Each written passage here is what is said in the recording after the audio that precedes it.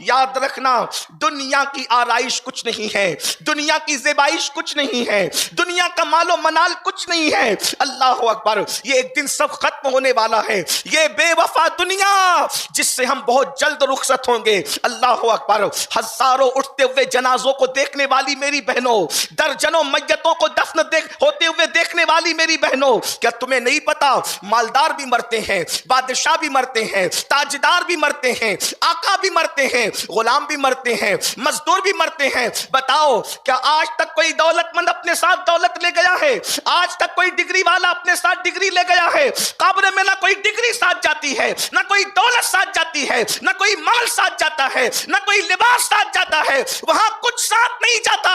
اگر قبر میں کوئی ڈگری ساتھ جاتی ہے تو ایمان کی ڈگری ساتھ جاتی ہے، اور جس کے پاس ایمان موجود ہے، میرے امام فرماتے ہیں ایمان والوں کی نکیرین بھی تعظیم کرتے ہیں۔ جو رسول اللہ سے وفا کرے، امام کہتے ہیں نکیرین کرتے ہیں تعظیم میری، فدا ہو کے تجھ پہ یہ عزت ملی ہے۔ اللہ اکبر، یاد رکھنا سرمایہ ایمان بہت عظیم دولت ہے۔ لوگ کہا کرتے ہیں کہ فلاں انسان مقدر کا سکندر ہے، ہم کہتے ہیں اگر سکندر حیات ہوتا تو ہم اس کو پکڑ کر کہتے کہ تو ہمارے مقدر پہ ناز کر، تو ہمارے مقدر پہ رشک کر، اس لیے کہ سکندر وہ ہے جس کو آدھی سے زیادہ دنیا ملی، جب وہ مرا تو ہاتھ جنازے میں خالی لے کر کے گیا، مگر الحمدللہ ہم وہ ہیں، ہمارے مقدر میں آمنہ کا لال ہے، ہمارے مقدر میں نعرہ تکبیر۔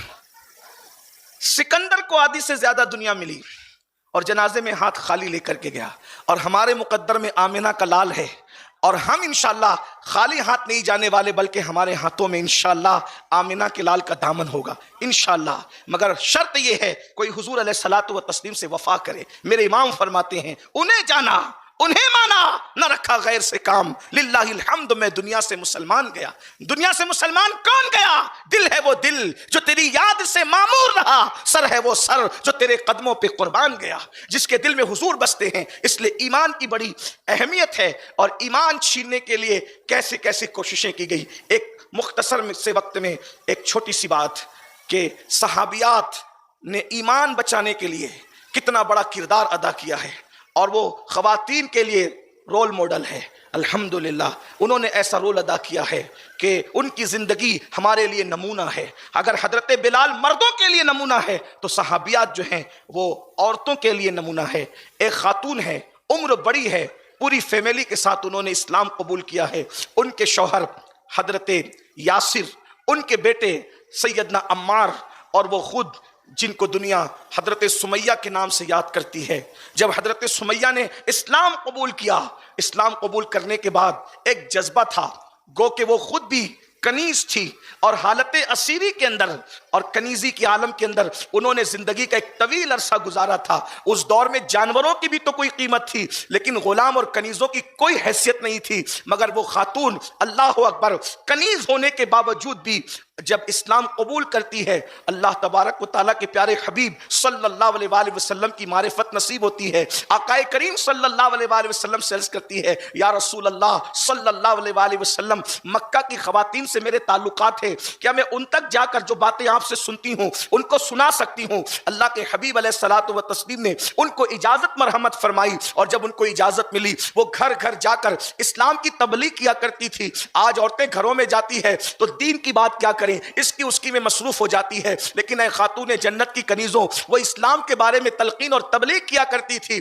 اللہ اکبر، یہ بات مکے کے منکرین کو پتا چلا۔ منکرین اسلام نے حضرت سمیہ کی اس دعوت کو برداشت نہ کرتے ہوئے اپنے نمائندے کو ابو جہل کی شکل میں بھیجا۔ ابو جہل نے آ کر کے کہا سمیہ، ہم نے سنا ہے کہ تم محمد عربی صلی اللہ علیہ وآلہ وسلم کا پیغام خواتین تک پہنچاتی ہو اور ان کو ورغلاتی ہو ہمارے خداؤں کے خلاف، کیا تجھے ہم سے ڈر نہیں لگتا؟ حضرت سمیہ نے جواب دیا، ڈر تو لگتا تھا اس وقت تک جب تک کہ آسمانوں کے خدا کا ڈر میرے دل میں نہ تھا، جب تک کہ کائنات کے خالق کا خوف میرے دل میں نہ تھا، جب تک محمد عربی روحی فدا صلی اللہ علیہ وآلہ وسلم کا عشق میرے دل میں نہ تھا، اس وقت تک ڈر تو لگتا تھا لیکن اب مجھے کسی سے ڈر نہیں لگتا. اللہ اکبر. اتنا سننا تھا. حضرت سمیہ کو مارا گیا. یہاں تک بتایا جاتا ہے کہ درخت سے باندھ کر کے حضرت سمیہ پر کوڑے برسائے گئے, زرہ پہنا کر کے حضرت سمیہ کو دھوپ میں کھڑا کر دیا گیا, اتنی تکالیف دی گئی. اور اس کے بعد جب ان تکالیف پر بھی سمیہ اپنے مشن سے باز نہیں آئی, ایمان کا سودا کرنے کے لیے تیار نہ ہوئی, تو آزادی کے حوالے سے کہا گیا, دولت کے حوالے سے کہا گیا, لالچ دی گئی. اللہ اکبر. سب کچھ دینے کے وعدے کے باوجود بھی حضرت سمیہ ٹس سے مس نہ ہوئی. بالآخر یہ کیا گیا کہ اگر سمیہ تم نہیں مانتی تو اب دنیا سے جانے کے لیے تیار ہو جاؤ. گویا کہ حضرت سمیہ یہ کہہ رہی ہو کہ ہمیں تو دونوں ہی جانب سے سرفرازی ہے, بچے مرے شہید اور بچ گئے تو غازی ہے. اگر کوئی بندہ ایمان کی راہ میں سلامت ہے تو گویا کہ وہ غازی ہے, اور اسے موت آ جائے تو اللہ اسے شہادت کا مقام عطا فرماتا ہے. حضرت سمیہ کو بہت مارا گیا. بالآخر یہ بھی ہوا کہ اونٹ کے ایک پیر سے حضرت سمیہ کا ایک پیر باندھا گیا اور دوسرے پیر سے دوسرا پیر حضرت سمیہ کا باندھا گیا, اور مخالف سمت میں دونوں اونٹوں کو دوڑا کر کے حیاتی جگہ پر حضرت سمیہ کو نیزہ مار کر کے ابو جہل نے شہید کر دیا. اللہ اکبر. وہ شہید تو ہو گئی مگر انہوں نے ایمان کا سودا نہیں کیا. زندگی آپ نے جو ہے قربان کر دی اسلام پر, ایمان پر. بلکہ مورخین لکھتے ہیں یہ وہ پہلا خون ہے جو اسلام کی راہ میں زمین پر گرا ہے, اور وہ کسی عورت کا خون ہے. اے خاتون جنت کی کنیزوں, یہ وہ مقدس خواتین ہیں جنہوں نے ہمیں بتایا کہ ایمان بچانے کے لیے اگر جان بھی دے دی جائے تو بہت سستا سودا ہے. حق تو یہ ہے کہ حق ادا نہ ہوا.